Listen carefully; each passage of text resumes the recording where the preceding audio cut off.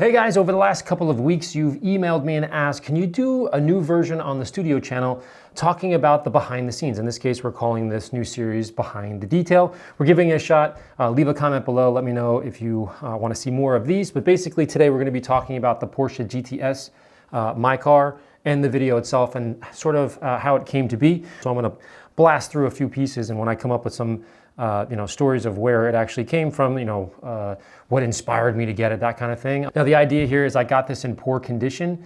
I paid $42,000 for it. And if we go on eBay and take a quick look, most of the eBay listings right now are anywhere from 54, 62 is a high one, but I think it has a lot of options. And this car has the larger rims on it as well. So a couple of things to keep in mind. This here, when I picked it up in Detroit, and it was just right before COVID. And before COVID, there wasn't like the big mask and the whole thing. It was like right before this whole thing went down. So I ended up taking the airplane, flying out there, and meeting the guy. Now this gentleman had the car for about a year and a half, 2 years. And the backstory is he is a landscaper. He ended up selling his company to another company and then working for the company that he sold his landscaping company to. Now, why is that relevant? The reason why he purchased this Porsche was a lifelong dream. One day he woke up and in the middle of the night, and he had like this heartburn thing going on. And he's just like, what? He's a tougher guy. He's a landscaper, big hands. He picked me up from the airport in his truck, and he explained this whole story about 20 minutes from the airport to see the car. And he said that he had heartburn. He woke up, he took a shower. There's an ad. He took a shower and then went back to bed. The next morning he got up, same thing, a little bit of heartburn. He called his friend who was a doctor and said, I have an issue, I should probably come in. Didn't go in, come in the next day. So he went to sleep the second night, woke up again, pouring sweat, the whole 9 yards, went in to see the doctor. Long story short, the doctor said, all the signs of what you're giving me, shortness of breath, etc., we need to go to the hospital right now. I think they were like in a little outpatient thing, I'm guessing. So he got in the ambulance. The ambulance took him to the hospital. They did, I believe, an MRI or some other x-ray type thing, and found out that he had either a blocked artery or something was about to be torn off completely.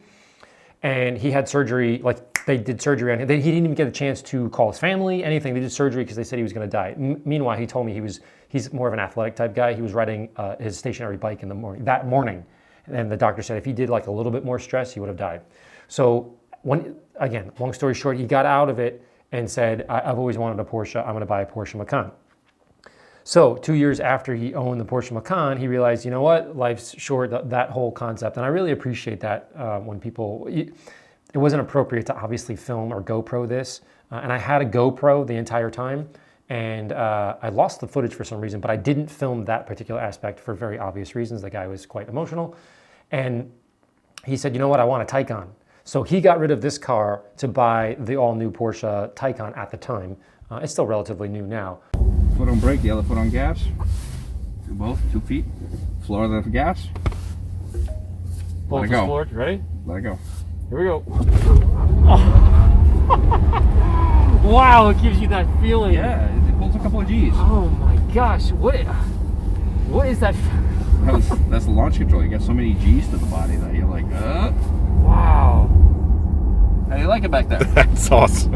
It hits you in the throat. Yeah, you literally feel it in your whole in body. the That's why I throat. was like, let's just. There is that roller. So he was really excited and cool and wanted the car to go to a good home. Again, he is more of a worker type guy, meaning he parked it in fields and dirt and things like that. As you can see, it's very dirty. I wouldn't call him a detailer by any means, but he's just a good person, and it was a great transaction. I flew in, we trusted each other, and he was kind enough to let me just take the car back because I didn't want to go back on the plane. By the time I got there on the plane, the whole thing, and I'm reading and looking, I'm like, this is crazy. I'll just get in the car and drive straight from Detroit all the way back to Connecticut. It was 10 hours, 12 hours, whatever it was. And I did it in a snowstorm. And these had they had high performance summer tires on it that were basically bald. And in the video, back a little bit further back, there was a bubble rather in the tire. So it was bad news altogether.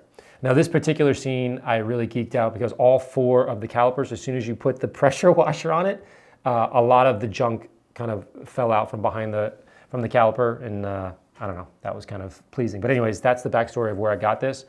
And the reason I got it for such a great price is he just wanted to let it go. He wanted to let it go to a good person, and the car was in not the greatest condition, as you can see, especially these things.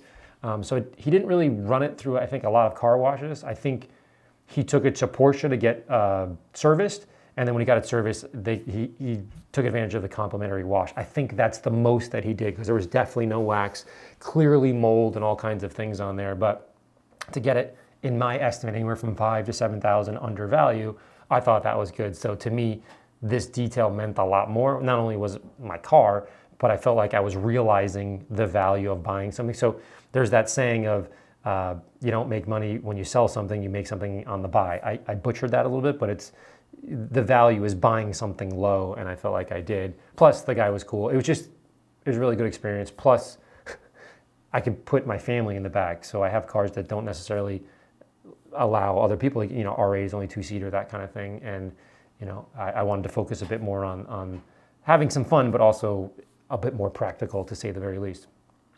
So let me fast forward here a little bit. We used Brute. Okay, at this point, I wrote a whole long letter in the episode. Hopefully you read it when you watched the episode. But there's been a ton, I love this part. It's so nice. There's been a ton of new detailers coming out, and YouTubers, and all about detailing, and all about gross and those kinds of things. And a lot of you have asked, hey, is that, I would say ammo loyalist, those kinds of things, and I love you guys, have said, hey, has this been bothering you? And I was like, no, it's literally the opposite. Sincerely, I think it's awesome. I'm a huge proponent, ambassador, however you want to describe it, of this therapeutic feeling of detailing a car, and the fact that more people are shooting videos on it and trying to hop on that YouTube train, or however you want to describe it. I mean that in the most positive light, by the way, is only validation that the craziness, that was one of my favorite parts too, by the way, that I can't believe how plugged up that was. Validation that detailing is like a real thing. Yeah, I've said in the past that I don't like the idea of people throwing the keys. That was when I first started. They'd have a fancy car and they would go to their train station. When I had my car wash in Harrison, this looks like a cigarette piece of plastic. The plastic goes around a cigarette. And they would throw the keys to me and go to the airport, go to the train station, and go to New York City and say, hey, take care of our car, that kind of concept. And I never liked that. I thought like detailers were at a lower level, and it's not like that from what I understand over in the UK and other countries, where they have a bit more respect for the, I don't want to say artistry, but more of technician aspect. So the fact that other people are really putting a lot of YouTube videos up on that, I say I'm a proponent. And so that's what that red box was really all about. Me saying like not like let's all get along, but we're all on the same page. We're all pushing for the same thing. So more videos, the better. Let's just promote good education. Now onto this. This is the pivot bottle. A lot of you have also asked specifically in the comments of this video, how are you involved with them? This is a team of engineers along with my buddy Tyler, who started the company. Now he started the company because he is in the dry cleaning business, and you see how that thing is pointing down, the pivot bottle? So if you were to hold a regular bottle, let's say like this, pretend there's a trigger on here, and you hold like this, eventually if you do this forever and ever and ever, your forearm explodes because of the angle, not to mention the liquid. I'm pretending my arm's a bottle. The liquid, when it tilts to the side, it runs dry. You guys know what I'm talking about. So he reached out years ago and said like, hey, I'm working on this. Can you help, the engineer aspect of it, and more from a hands-on detailing approach, would that work? I'm like, oh my gosh, this thing looks cool. Now there's still a ways to go, and there's a Kickstarter campaign right now to try to fund that, because it's a guy who works in a laundromat, and he's really sweet, but by no means zillionaire, and so he needs some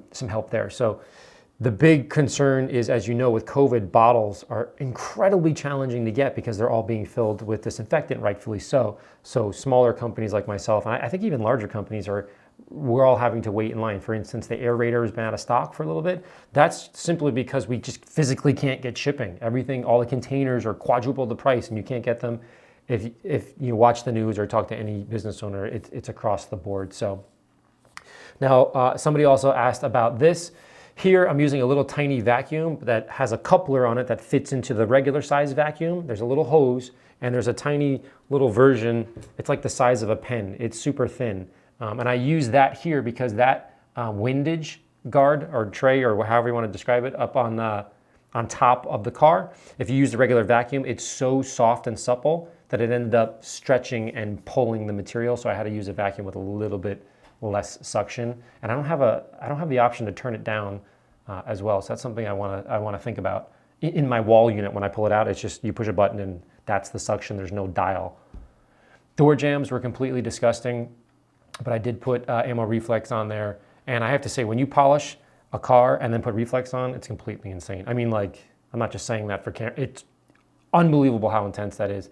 This turned out to be sheetrock. I called the owner. I was like, what was that white stuff back there? Because I know a lot of you have asked. And that, I think that was a sneeze. I was looking at that as I was playing the video back and editing. Like, man, that looks a whole lot like a sneeze because there's no reason why there'd be little dots like that. But yeah, it was pretty dirty to say the very least. And the back part had that mold as well that we just saw. And that was more stinky than obviously the camera could show. But overall, the car was in decent shape. I could see that there was something that, there was a gem there. It just was really dirty. Now, when I purchased and drove it home, I was in really bad shape. There's the driver's seat. I was in really bad shape because I couldn't figure out the back of the seat as well. I went on Matt Farah's podcast and I talked about that. I wasn't necessarily in love with the car at that point because my back was killing me. Now, my back was killing me because the seat wasn't exactly aligned perfectly. These are also 8-way seats. There's 8-way, 14, and 18. Correct me if I'm wrong. But so these are the ones that don't have a ton of options, but you know, that was something I wish I could have changed, but that's what was in the cars. Part of the reason why it was not as expensive as maybe some other cars on eBay. I cleaned this. For some reason, it's increasingly harder to keep the steering wheel clean. It would indicate either I have really sweaty palms, which I don't think I do, or there's something else going on there. So I'm investigating a little bit there. I have to since it's been so dirty and then I cleaned it, it feels like it becomes dirtier faster. I don't know if that makes any sense, but I'm playing with that right now and trying to figure out how do I prevent more that steering wheel from absorbing more of the hand oils. Sorry about that. Another ad. Okay, let's jump forward a little bit. With respect to the carpets in the back, these are very challenging to clean because of the nappy fibers. So it's a really good idea to brush them. And if you can remove them from the car and use compressed air, you get away with a little bit because they're designed to just hold things, right? The upside and the downside to having these in the trunk, these are tend to be much stronger material because people are throwing things in and out of a trunk. The downside with the stronger material is it tends to hold things more than, let's say, a fancy front floor on a BMW or something like that, right? So there's always a plus and minus with respect to the carpets in the back, but these are very challenging. So compressed air is the way to go. So let's fast forward a little bit here. Now the polishing stage I did, right here I'm going to show you the difference. That's a new pad, that's a new pad, and that is the one afterwards. So basically what those microfiber fingers are doing is just pulling out the junk, and this was incredibly bad. If it was a black car, it would have been wildly swirled out. And this part here, I talk for quite a bit of time about isolating the amount of light that you're using when you're polishing. Now here's the concept that's kind of important. So when you're polishing just by light, one, you remove ambient light. You should try to make it as black out as possible. It was really late. I was doing this pretty much all day and then into the night. So I opened up the doors, it was summertime, and there wasn't any light outside, obviously, because it was night. So if you put one light there, you have no distractions. Great, everybody seems to get that. But the part that is more subtle and kind of the bigger point is, let's say your scratch is right here, and you're polishing pads here, meaning the scratch went this deep. And you're polishing. You're done. Now you wipe it off. Scratch is still there, and you're like, oh, it's still there. Okay, you go back and you polish and you polish and you polish and you polish. Now you see how I'm going down, and you're getting closer to the thing. You stop. Okay, you're like, gosh, there's still a little bit more, I want to go more. You're polishing, you're polishing, you're polishing, you're polishing, you're polishing. Now the scratch, you wipe it off, you look at it, now the scratch is gone, but the space between where you finished polishing and where the bottom of the scratch was, that space between here and there, that's the part that's very hard, I don't want to say to define, but that's the 5% or the 10% or the 2%, however, of like, I think a detail where you go like, wow, he gets that concept. You want to leave as much meat on the paint as possible. Using this technique can help you. It's not an end-all be-all. It's more of a rule of thumb or suggestion or a technique you can try. By looking at the paint while you're polishing it, you can stop right where you want to go, where the bottom of that scratch is or the swirl or the scuff, and not just hammer everything out and then you're down here. Hopefully that makes a little bit of sense. So this, not only is it easier and you're not distracted, you actually can save and leave more meat on the paint, which is sort of the doctor or the detailing Hippocratic oath, like do no harm to the paint. So that's why this one is really important. So I'll fast forward here, but believe me, this was a disaster. And then this is just a beautiful example of getting very tired and not cleaning out your pads, cleaning out your microfiber towels, and I scratched it. And those are very challenging to do, those black pieces, because there's nowhere to hide. When I say that, it's like glass. You make a mistake on glass, there's nowhere to hide on that. And so you have to do a lot of blowing out on those side pieces. I have a couple of videos on that. With respect to touch-up, he had a ton of dings because he did drive, and like I said, he was a landscaper, so he drove in, not in the woods or anything, but he didn't have an office job, let's leave it at that.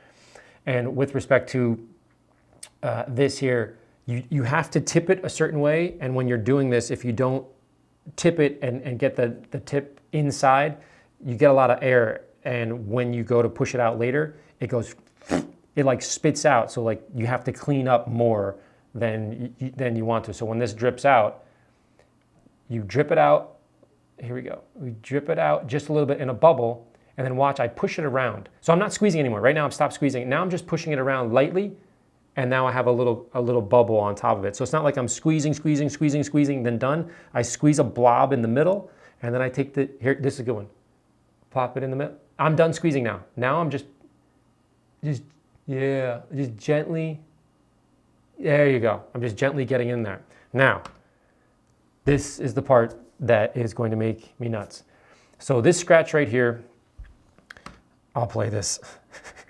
This scratch right here is what keeps me up at night. I drove all the way home, 10, 11 hours, freezing outside, winter, the whole thing. It was a little bit treacherous, I'm not gonna lie, because I drove past the lakes and in Michigan, and it was windy and the whole thing, and I had, these tires were a new car, I was a little bit nuts. I get home, I pull the car in the garage, and I wanted to get my bag out. And I don't remember exactly what happened, but for some reason, I hadn't calculated something right, and the door, this door, went up, and my garage door was up. So that thing from the garage door was right there, and scratched the back of it. Mind you, I didn't find it until the next morning. I was so tired. I went to bed, woke up the next morning, and was on my knees in the garage, like freaking out. And my wife comes down, I was like, what is going on right now? And I was like, I cannot believe I've had this car for less than 24 hours, and I put like the Grand Canyon of scratches in there. So you want to know behind the scenes, that was behind the scenes. And so I tried to touch it up, and it wasn't, truthfully, it just wasn't that good, but it's going to prevent it, it's a Band-Aid. It's absolutely a Band-Aid. And this is, again, it sounds like, obviously this is my product or whatever, but it's unbelievably shiny after you polish, and you can go on the trim. I couldn't be more happy with this, but I'll leave it at that. You can go over the headlights as well. I did the rims, and the rims are really challenging to polish. They didn't come out as good as I had hoped. And then I put the UV protection on the mousse. And then when I pulled it outside, if you look at that, we call this the dead cat space. I don't know where I've heard that. Maybe that's an older phrase. But I call my buddies at Flat 6, and I've known them for 100 years. And I'm like, hey, how can we lower this dead cat space? Because I like the way cars stance. Now, I don't necessarily love them, quote, stanced out like all the way down to the ground, but I do like taking that out so it's this like healthy mix. At the same time, broadening the shoulders with what you just saw there, the spacers. So I got this out and it's supposed to be relatively easy. So what I did, and I didn't show here, so I'm sitting in this thing. I ended up doing this side first, and that side has the Bose radio system in. So I plugged my lowering kit into the Bose system and I played with it for about 2 hours, not realizing that it said Bose on the outside. So I had the lowest, whatever, radio. It didn't work out, obviously, as I put it in the radio. Then I read the directions a little bit and I put it in the other system over here, which is the module. There it is, that module. And then once you figure it out and plug it in, it took longer to get this piece out. You plug it in, you restart the car, and then you have show mode, and then you have all these other things. So all these other things meaning you can lower it, you can lower the back and the front at different rates and at different sort of angles or whatever. But at negative 23, see, it looks pretty nice now. At negative 23 millimeters, I believe it is.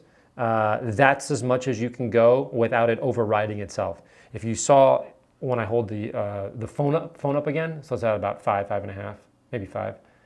When you hold the phone up, here it is. Whenever I hold the phone up, there's a button that says show mode. You push the show mode button, and the car has to be on but parked, and then it'll lower down crazy, like 40 millimeters, like really, like way low, but it won't let you drive. So here it is. So it says activate. Right now it says deactivate because I just hit it, but activate show mode, so you can push that and the car will go down. But keep in mind, when it did do that, it was kind of challenging to film this. When the car went down, it went down like this. It goes, you push it, and then the car goes, and a little bit goes down. Then maybe 30 seconds later it goes, and that goes down. And then 10 seconds later it goes, so it doesn't just go into negative 10, negative 12, negative 23, whatever it is. It goes in these stages like this, and it probably takes like 2 or 3 minutes to get to the show mode. But if you leave it, right here I have negative 30, it would never let it do that. But if you leave it at negative 23, which I found is the one area, that's as low as it will go in the computer system and allow you to drive it safely without jeopardizing a few different things. So you can see, if you watch, see how it's, I didn't know that was I just thought it was all going to go at the same time. Yeah, see, I had to fast forward the footage here. But you can get it relatively low, and it's really cool. And quite honestly, I've said it, and then I've forgotten it. I don't really play with it every day. Like, ooh, let's go, 17 millimeters today, or what have you. But when I was done, it looked amazing. And at that point, it was summertime. And by the time I got the tires in, it basically was winter. So essentially, I got the summer tires on, and then it was time to change for winter. Also, I want to do an oil pump kit. So I pulled this out and I sent that away just to make sure I tested everything, and it was completely fine. But I want to call them and see if we can do a real episode. I need to understand more, but I did do all of the oil. I did the transmission, I did the PDK, all the air filters. I like doing that right from the bat, so I know that I'm the one in charge. Not in charge is the right word, but I know that I know everything has been done properly, and then I can go forward and not guess like, well, I hope the previous owner, although he was a nice guy, I hope the previous owner did all the checks and things like that. Anyhow, that's kind of the behind the scenes of that particular video. That is my car. I still have it. And with the winter tires on, the all-wheel drive, and the fact that we're getting hammered this winter. It is literally snowing out right now. I'll pull the camera out and show you. The car has been absolutely fantastic. So again, guys, let me know if you like these little behind the scenes. I try to do it in one take to kind of get you in my mind of what's going on and maybe explain a little bit of detailing, a little bit of the story or what happened with the gentleman. He's such a nice guy. Hopefully, if you're watching, I hope you're doing well and enjoying that Taycan. But let me pick up the camera, spin it around, and show you guys that it is actually snowing out. But thanks for watching it, and I'll talk to you soon. Here we go. You're in the studio. This is going to be blown out, but look at the snow. That's my neighbors out there.